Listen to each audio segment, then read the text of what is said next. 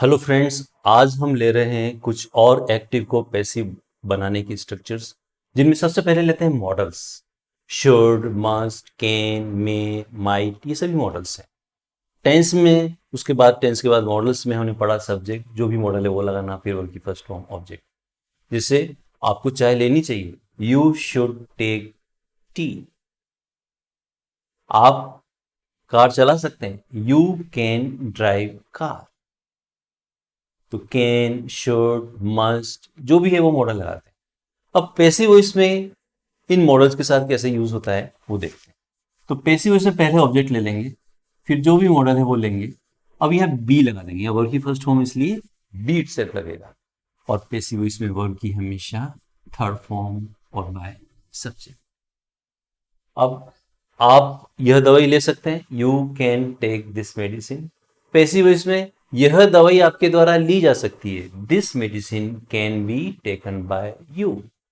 यह दवाई आपके द्वारा नहीं ली जा सकती है, this medicine can't, can not, can't, can, कोई भी प्रोनाउंसिएशन कर सकते हैं। It can not be taken by you, this medicine can not be taken by you. क्या यह दवाई मेरे द्वारा ली जा सकती है, can this medicine be taken by me. क्या यह दवाई मेरे द्वारा नहीं ली जा सकती है, can't this medicine be taken by me. अब क्या किया जा सकता है, what can be done now. प्यार में कुछ भी किया जा सकता है, anything can be done, anything can be done in love. Passive voice. Should, must, may, might, कोई भी हो, यही स्ट्रक्चर है कि हमें उस मॉडल के बाद बी और वर्ब की थर्ड फॉर्म। अब देखिए, इसके आगे हम लेते हैं मॉडल्स के बाद अगला इंपेरेटिव सेंटेंसेस। इंपेरेटिव यानी ऑर्डर सेंटेंसेस। इंपेरेटिव सेंटेंस में हमने पढ़ा वर्ब की फर्स्ट फॉर्म फिर ऑब्जेक्ट। एक्टिव इसमें ये करते हैं, यह दवाई लो, टेक दिस मेडिसिन। मुझे पढ़ाओ, टीच मी। मेरी मदद करो, हेल्प मी।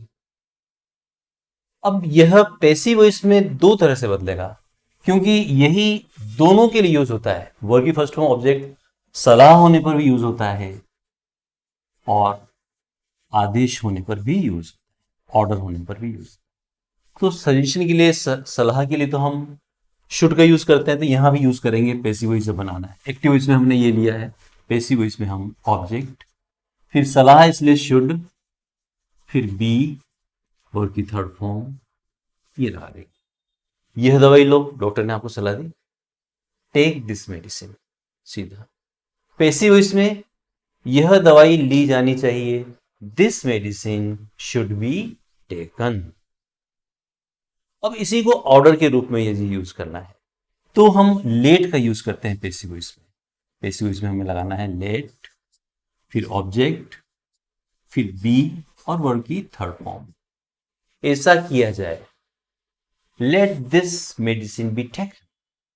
किसी ने ऑर्डर किया है, टेक दिस मेडिसिन, तो पैसिव वॉइस में कहेंगे let this medicine be taken. Arrest him, order है, अरेस्ट हिम, उसे गिरफ्तार करो, let him be arrested.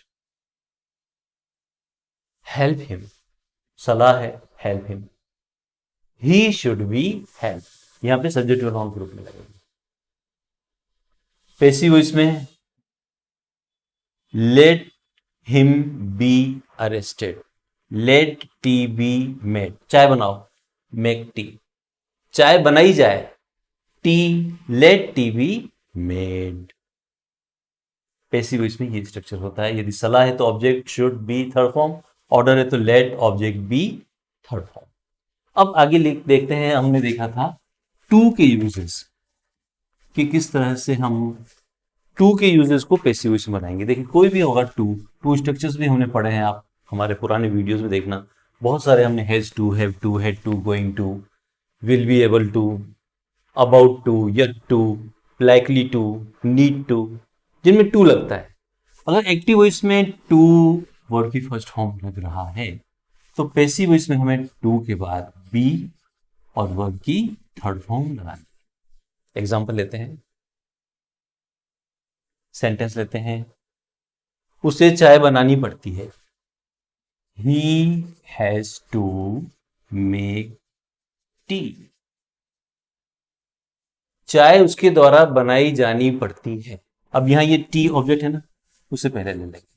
T has to वैसा वैसा लिखना है। अब यहां बी एडिशनल लगाना है, बी, और मेक की third form made. Tea has to be made by him, ये हो जाएगा।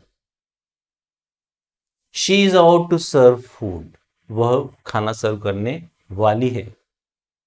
अब food is about to be served, खाना सर्व होने वाला है। He is likely to win the election, वह इलेक्शन जीतने की संभावना रखता है। Election is likely to be won by him, यानी टू बी थर्ड फॉर्म। इस तरह से हम पैसिव वॉइस यूज करते हैं। शॉर्ट में I would like to tell that in active passive voice in spoken English try to use active voice, avoid using passive voice. But you are bound to use passive voice, then what should you do? You should just use these structures and use. In return, in newspapers, you will find passive voice. So you can learn. Start reading the front page of any English newspaper. In this way, you will be able to learn how to use passive voice. This is your today's homework. Thanks a lot for being with me today. Tomorrow we will be here with some more structures. Like, subscribe and share and write your comments in comment box. Okay, bye.